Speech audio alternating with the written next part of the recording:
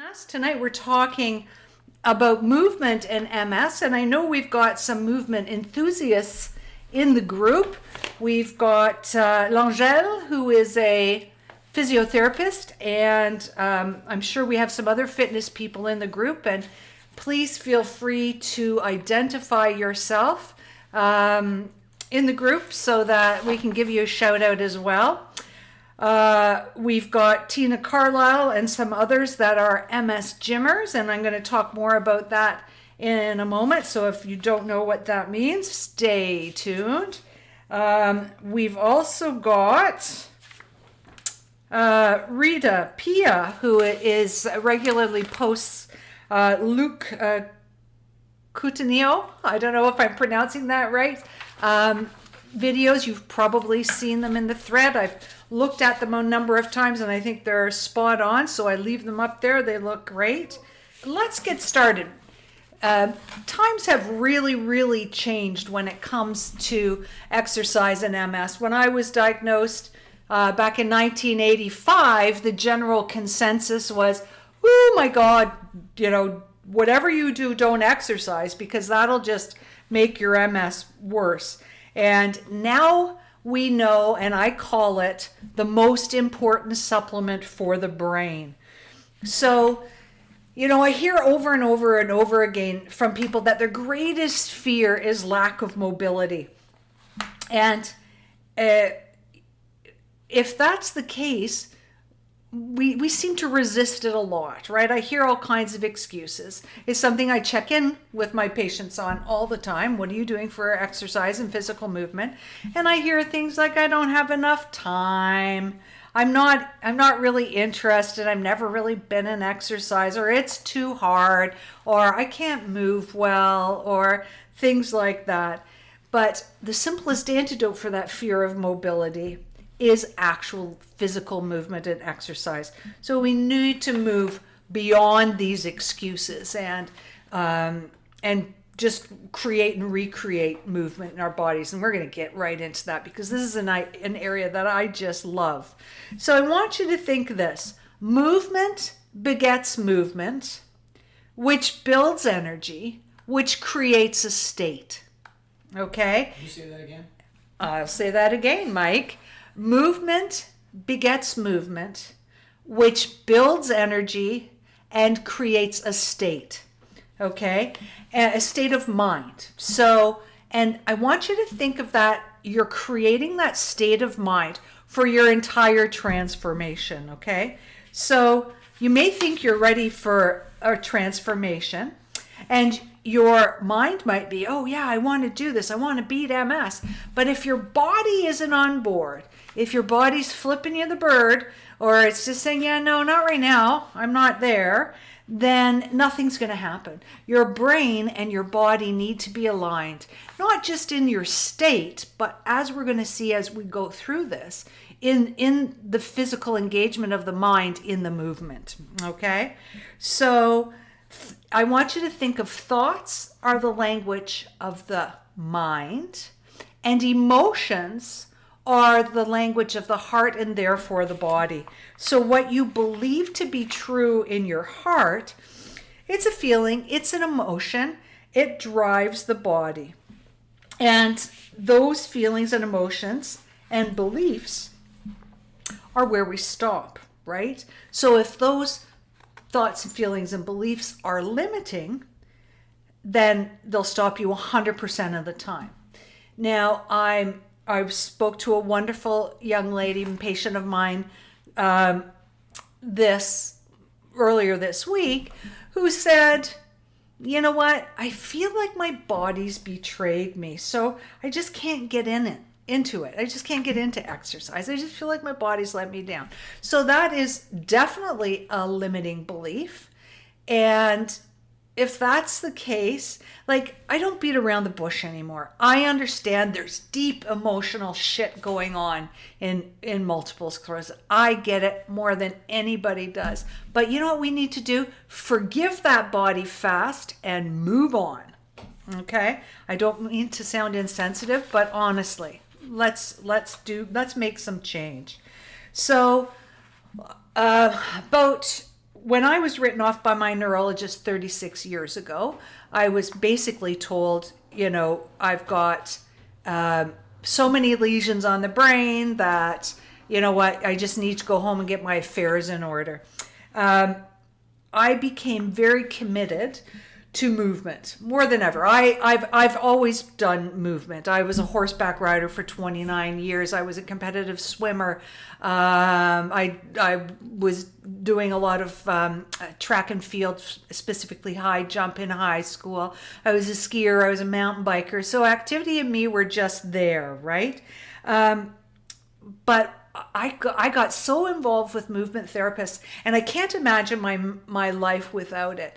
And, even for the 2 years after my knee surgery, where I was basically paralyzed, and poor Mike was literally schlepping me around from one function to the next, we still did exercise. So even in that state, it's always been a priority for me. Always, always, always.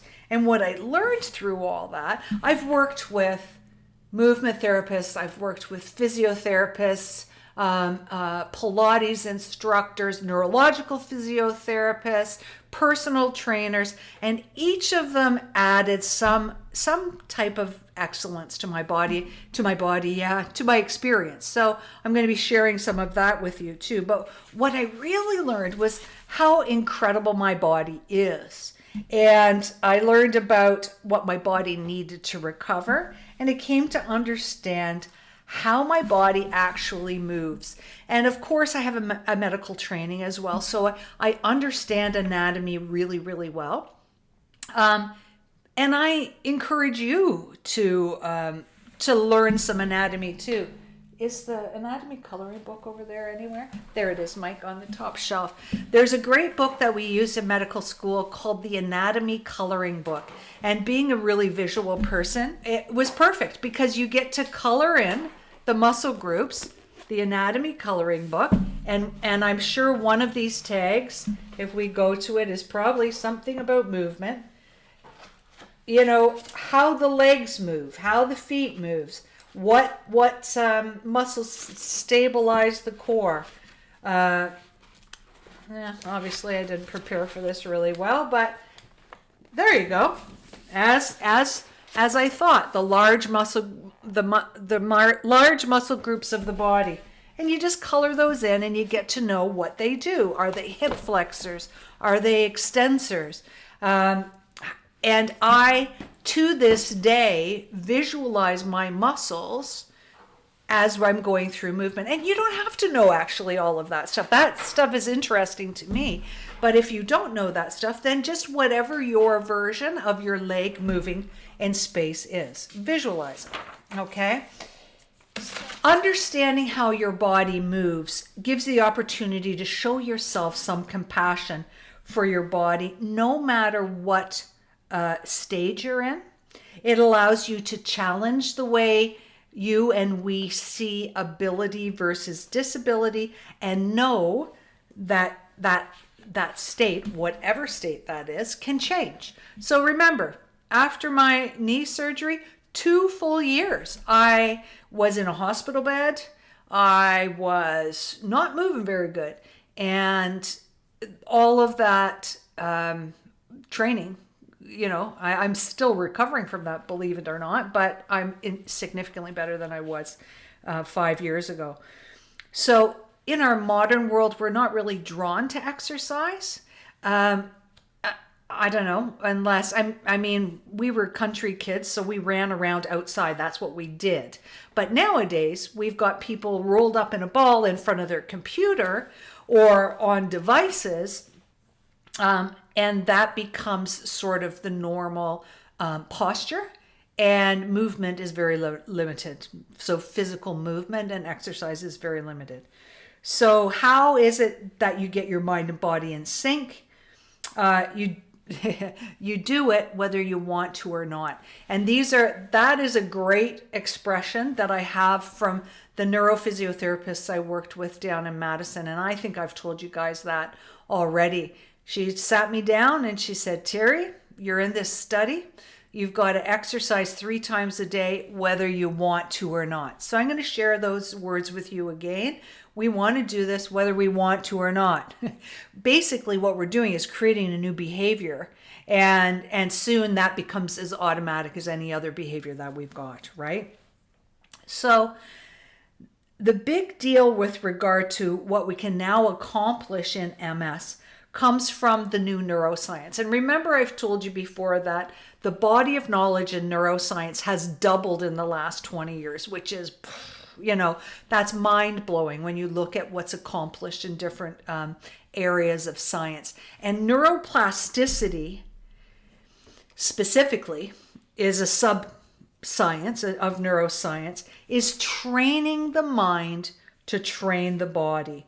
And this concept understands that through focused and repeated exercise, the brain can actually recreate neural pathways around existing damaged areas in the brain. So think of lesions in the brain as damaged areas, and with repeated and focused exercise or intentional exercise, the brain actually creates a detour. The infrastructure of the brain actually changes. So neuroplasticity is something that happens naturally, right? So every time you learn something new, that's the brain creating a new neural pathway. So basically what we're doing is retraining, or we're re-educating the brain. So one of my favorite neurophysiotherapists that I worked with for years, her name was Julie, said, we don't just need strength, we need coordinated activation of muscle. And remember, little and often is better. And yes, patience. So we've all been raised in the, sweat it out in the gym, do it until you drop kind of exercise. And that's actually not what the brain needs at all to elicit the neuroplastic activity that goes on in the brain. It actually, Julie used to say to me, I said to her once something about practice makes perfect. And she said, whoa, I'm going to stop you right there, because practice doesn't make perfect. She said, perfect practice makes perfect. So what that means is, if you start exercising and you're doing your coordinated activation of muscles and you get fatigued, your muscle gets fatigued and starts getting a little bit sloppy, that's the time to stop. Could be 1 repetition, it could be 2 repetitions, but as soon as you start to notice that your muscle is getting sloppy, you stop. And the brain receives the stimulus, whether it's real or perceived. I'm going to say that again because that's super incredibly important. The brain receives the stimulus, whether it's real or perceived, which means if you sit down, close your eyes, and finish the rest of that set visually in your mind, so you close your eyes and visualize your body going through that exercise, your brain is still getting the stimulus. So we're still getting that focused repetition that changes the infrastructure in the brain or elicits neuroplastic change. Can I add to that?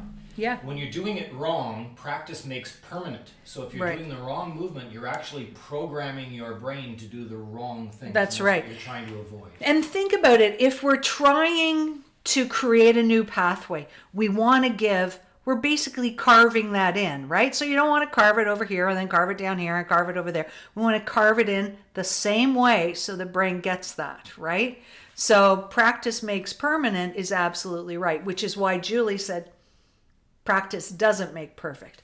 Perfect practice makes perfect, right?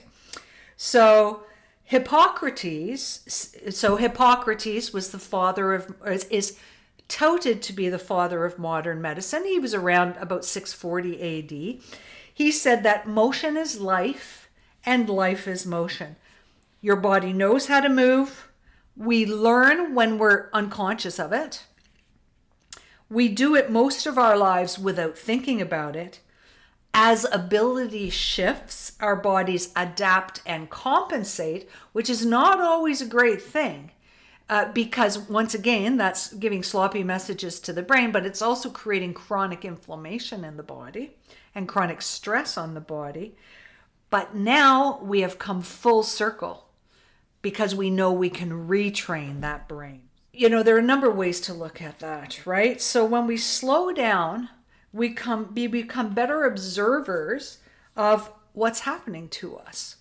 So what do I mean by that? Well, let's use foot drop as an example, because a lot of us have experienced foot drop, right? So when we slow down, we actually see that instead of the heel going first, the toes leading, right? So instead of the heel going first, the toes leading. And okay, so now we have an awareness of that. Now that you're aware of it, you can change that, or you can retrain that, right? So do less, slow down, exaggerate what you do, and become more aware. So by that, I mean, let's use that whole walking thing. And I do this all the time. And I have always, for almost 40 years, I watch people walk. I watch people's legs all the time. So think about the motion of walking. It requires hip flexion, right? So we've got to flex at the hip. We've got to flex at the knee to pull that knee up. We've got to extend that leg. Where's my hand? We've got to extend that leg. You get the heel strike. That heel strike is a very important message for the brain, because it says, oh, we're walking here, right? Dragging the toe doesn't tell the brain anything. And then that heel strike, that midfoot strike, and then the toe strike, and then you're pushing through. And then you start again. So once again, that was hip flexion, so the hip flexes, the knee pulls up, so the knee flexes, the leg extends, heel strike, midfoot strike, toe strike, and it starts all over again. So when we start thinking, especially when there is a deficiency, when we start thinking and doing those things slowly, our body is getting the message. And, you know, we talk about muscle memory. Of course, our body remembers how to do that. You know, so there's some of that and there's some of the recreating. Can we tell a funny neuroplasticity story? Teri was working out and she was having problems lifting the left foot as high as the right. And then I told her she had permission to kick me with her left foot. And she got a big smile on her face and she kicked me hard. Yeah, it was great. Because it's neuroplasticity you were using. That was a different signal. You weren't saying lift, you were saying kick Mike. And it exactly, worked. It totally works. So I give you permission to visualize my husband and kick him. I'll bend over. But it's true. It's absolutely true. That was down in Madison, and right? Stuttering versus singing. People that cannot speak, but they can sing perfectly is a neuroplasticity experiment. It's true. Example. It's true. At this point, I want to remind you of another lesson, and I know I've shared it in past lessons because it applies to more than one, but this is when I was working with the Pawns down with those amazing neuroscientists and neurophysiotherapists in Madison, Wisconsin. That neuroscientist reminded me that it doesn't matter how old you are, it doesn't matter how long you've had MS, and it doesn't matter what state you're in, you can implement positive change in strength and how you move. So very, very encouraging. You know, I worked with a wonderful woman for a number of years, and she was basically paralyzed sort of from mid-throat down. And I suspect there were other things going on as well, so don't freak out. You know, that's not the way you may end up. But you know what? We started with eye exercises because you'd be surprised. And I learned that in Madison too, because when I arrived for a checkup in Madison, the first thing they did was send me to the eye guy, and I did all these eye tests. And I said to him, why the eyes? And he said, you'll be surprised how important the eyes are in walking, in regular everyday movement. So I had this wonderful lady doing eye exercises, and the first time she did them, it's a 20-minute program that I have. She did all 20 minutes and she said I was fatigued for 2 days. Right? So it doesn't matter where you start, just start, right? So let's look at some of the things that exercise does. Like, why should can we kick our own husband? Who is it that asked me that? Kathleen. Kathleen said that. Yes, Kathleen. But don't say that we told you to. Yeah, I didn't tell you That's that. the key. Anyway, I want us to look at what exercise does, because when we put up that resistance and we say, ugh, I really don't want to exercise, let's take a look at what it does. Sure, it builds muscle strength, right? Sure, it increases flexibility, but it also improves stamina. It improves circulation of blood and lymphatics. And what's that doing? Well, blood delivers nutrients and oxygen. Lymphatics take away the garbage that is challenging that immune system. Remember that inappropriate immune response that we have. So it increases the circulation. It improves mood. Oh, has anybody ever felt bummed out in this group? I sure do this time of year. It improves cardiovascular function. Once again, well, you know what? Secondary cardiovascular disease is a real issue in people with MS. So we need to be worried about our cardiovascular function. And it also delivers more oxygen to the body. It improves bone density. So that's incredibly important, especially if you're someone that tends to trip and fall. It encourages good bowel function. It reduces spasticity. It provides better balance, better cognitive function. It enhances health and overall quality of life. It reduces fatigue. And from three triple stars in my book, and these are more functional, exercise modulates immune function. So once again, that inappropriate, misdirected immune response, right? It helps to calm that down. It increases neuronal growth proteins in the brain, like brain-derived neurotrophic factor, or BDNF. So it actually helps the brain grow. And it increases mitochondria. Like that's another, like the best way to increase your mitochondria is through exercise. And the mitochondria, of course, are those little powerhouses in the cell. That's where our energy comes from. And depleted mitochondria is an issue, is an identified issue in multiple sclerosis. So that's a pretty long list. That's a pretty long list of things that exercise does. So we're not talking about a discipline thing. We're talking about a lifestyle that actually promotes good health, right? So some key areas to function on in any kind of movement therapy: naturally strength, right? And naturally flexibility and, stretching. Now, hold on a second. I want to preface this by saying I am not a physiotherapist. I am not a personal trainer. I am not an exercise expert of any kind. I've worked with amazing exercise experts all my life, though. So I encourage you to go and find someone that suits what your needs are right now, But I was asked about online or video training versus in-person training. Well, naturally, Tina was asking that. Tina Carlisle. Is Tina on the call? Tina, sure, right? We love to be with people, but I think what COVID has shown us is that we can do it really effectively at home. So I had my yoga class this morning, or I do a private yoga this morning virtually. My yoga instructor is somewhere on the other side of Hamilton, about 3 hours away from here. So I think the important thing is safety first. The important thing is that your online instructor can actually see what you're doing and give you feedback. And if you need somebody there to assist you, then you've got somebody there to assist you until you can get to the point where you can do it on your own. Okay?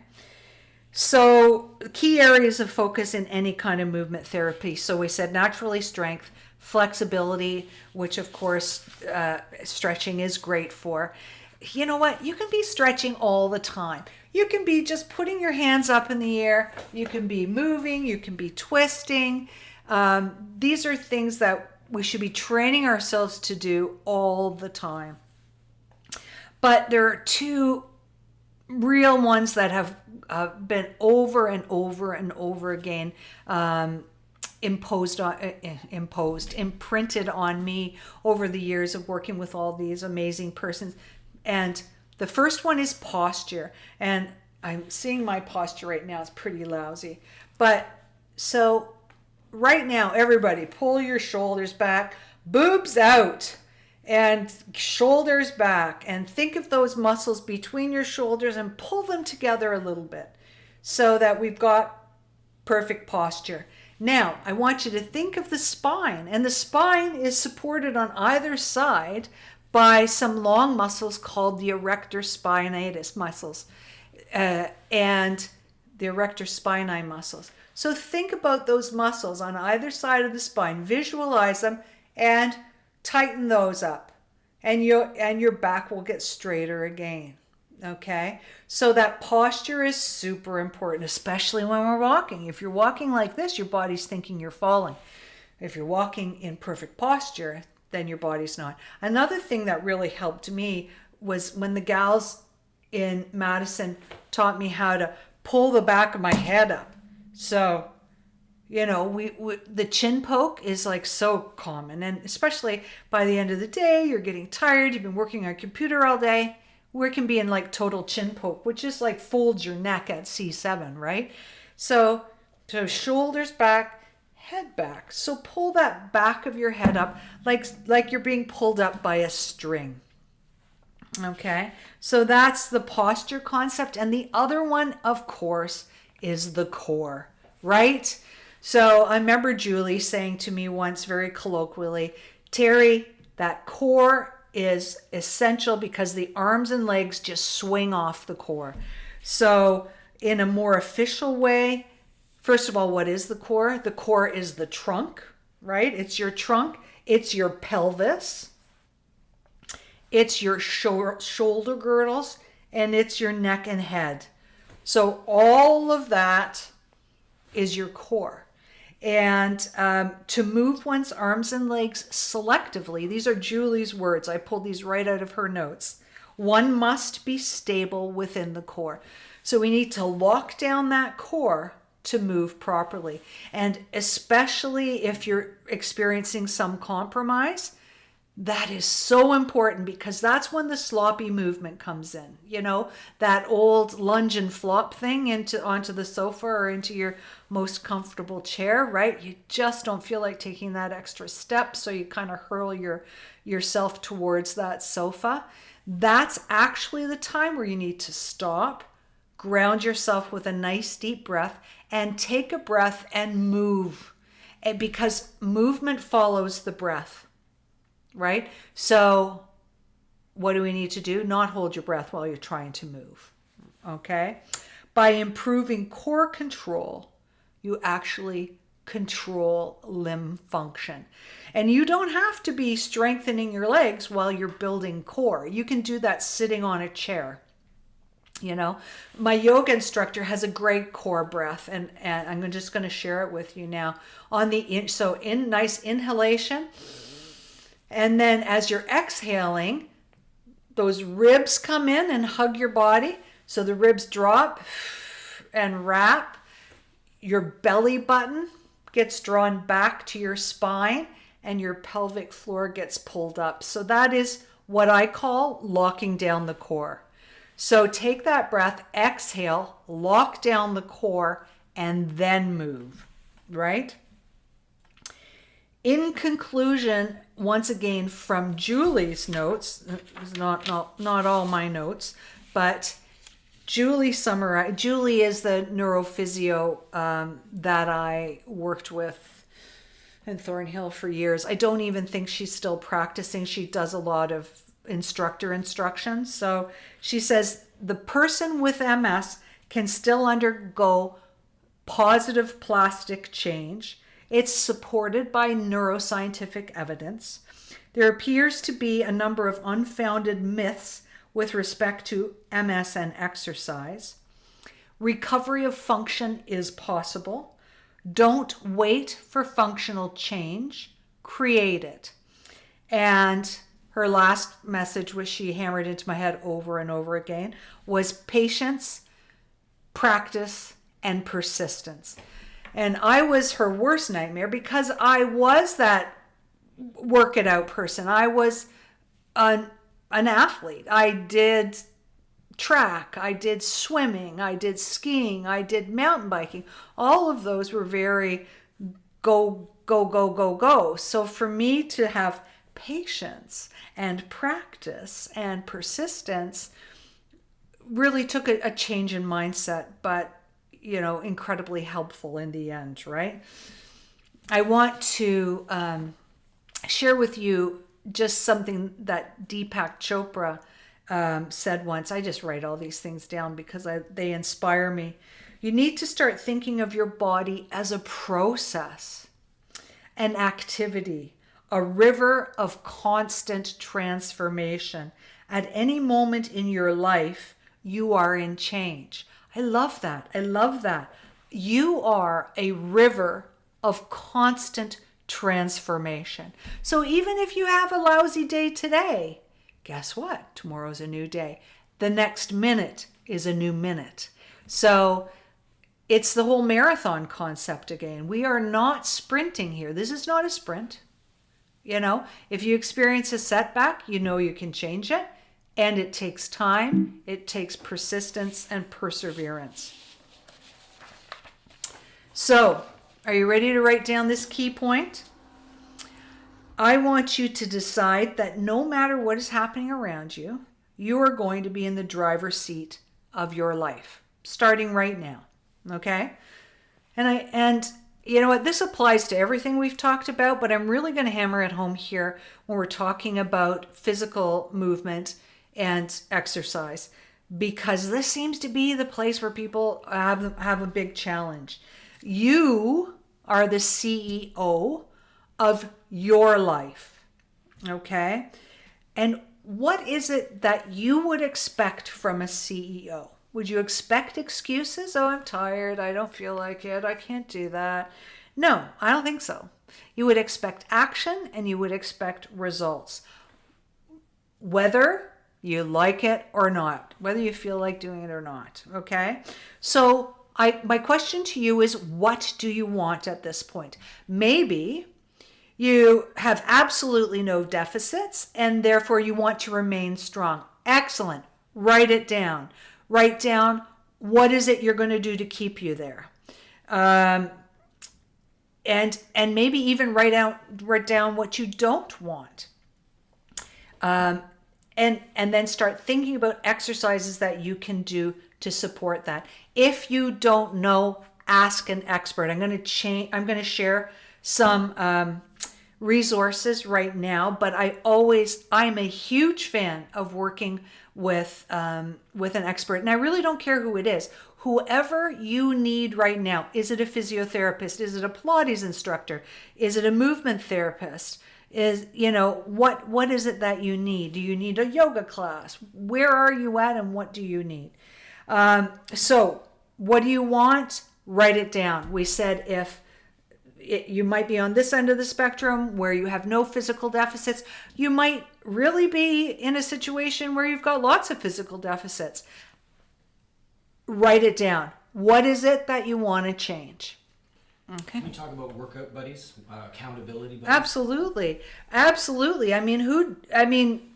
When I was 17 and went to the gym, I had a workout buddy, Why wouldn't we have workout buddies, right? So that might be a friend, that might be a spouse, that, that. It's somebody that's going to kick you in the ass if you don't do what you say you're going Yeah, to do. absolutely. They don't even necessarily have to go with you. Maybe you ask your accountability, hey, will you give me a call every Tuesday morning or every Monday, Wednesday, and Friday morning? Yeah, an accountability buddy can be anybody, anything from somebody who's right there with you to somebody who just gives you a dingle, a text, whatever works for you. Okay? So how do you start? Create a routine today, right now. Don't even put it off until tomorrow. Sit down now and create that routine. So for me, that routine is Monday, Tuesday, Wednesday I have yoga. Thursday I don't exercise because I have a killer clinic day. Friday, Saturday, and sometimes Sunday. And I'm not saying that I do like a Hulk Hogan super muscle workout, and it might simply be stretching. It might be my incline bicycle. It might be some weights, but it's something. We're seeing more and more that it can take as little as 10 minutes a day to move the needle, right? And there's actually some research on high intensity interval training and MS. And you probably think, how on earth can I do high intensity interval training? Well, that's something I'm going to learn about from Gretchen Hawley. You don't have to boil the ocean. Just start with 15 to 30 minutes. The goal is to raise your heart rate for 20 minutes. And that raising the heart rate is so important for the cardiovascular health. So, so, so important. Okay, there we go. Thanks, L'Angèle. I appreciate that. So where do we start? We're going to create routines starting today. Starting today. No excuses. Start within your comfort zone. Pick an interesting challenge that's within your reach. So if you haven't exercised forever, don't think you're going to start with an hour or even 30 minutes or even 20 minutes. Maybe you're starting with 5 minutes, and that is enough right now, right? You want to pick a challenge. So I want to move the needle from 5 minutes to 20 minutes by the end of this month or by the end of this week or whatever works for you, right? Moderate exercise, here we go, of 20 to 30 minutes, as many days as possible, but even 5 minutes, if that's all you can do right now. Resolve your neurosis about movement, right? And we all have that neurosis. I'm doing too much. What's too much? What's too little? What's right? What's wrong? Just understand that the body was made to move and just do it. Okay, I'm just reading L'Angèle here because she's our exercise smarty pants here. Do what you love, and you will stick with it and feel more success sooner than later. Absolutely. So L'Angèle, is it safe to say if somebody is starting their exercise program that they can start with just stretching if that's what feels good? I noticed that when I was really starting things, if I just sat in my chair with my feet on the ground, even just doing stretching, you're actually activating your quads, you're activating your glutes, your feet are switched on because you've got your feet on the ground, and it's actually helping to stabilize the core. So anything, just do something. And there we go. There's L'Angèle for us. Meditation and breathing will calm the central nervous system. So one point I didn't make is that meditation is actually a neuroplasticity primer.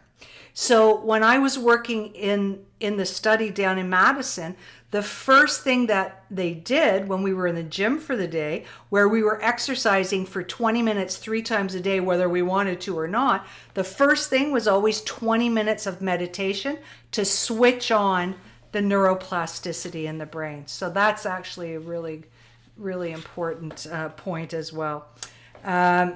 Familiarize yourself with the basics of movement.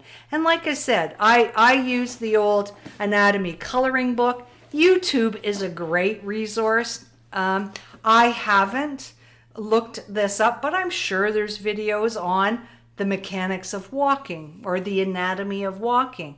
So just search those on YouTube because that would be great.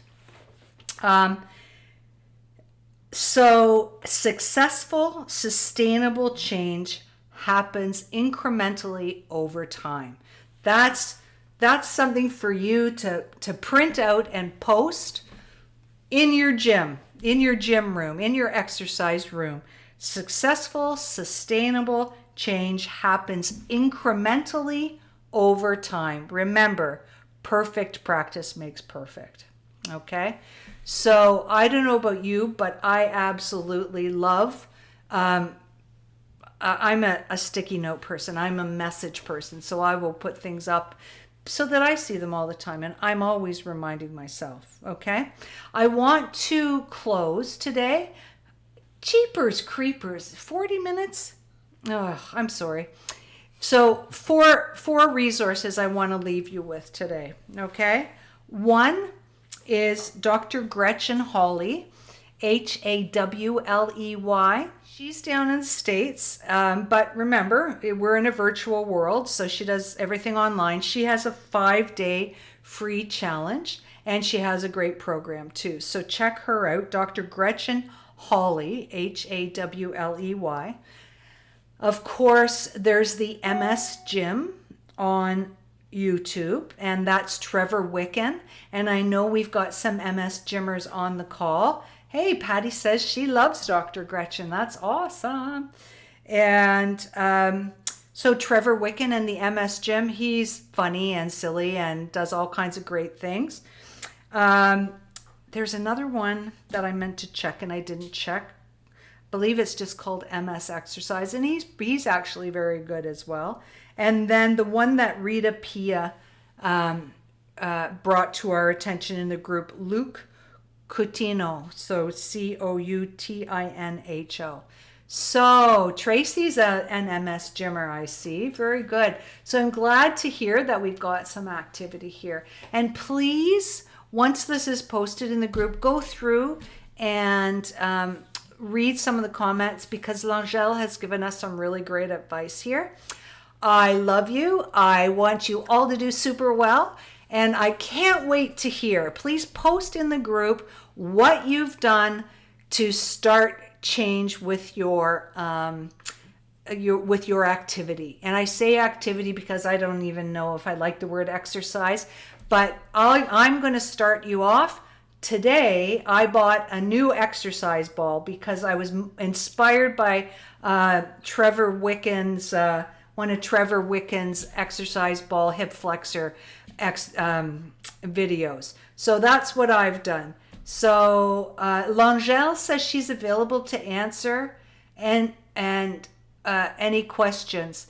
So let's take that over into the group. So if you have questions for L'Angèle, please feel free to ask her. She has offered to answer them. And good night. Take care. Bye-bye.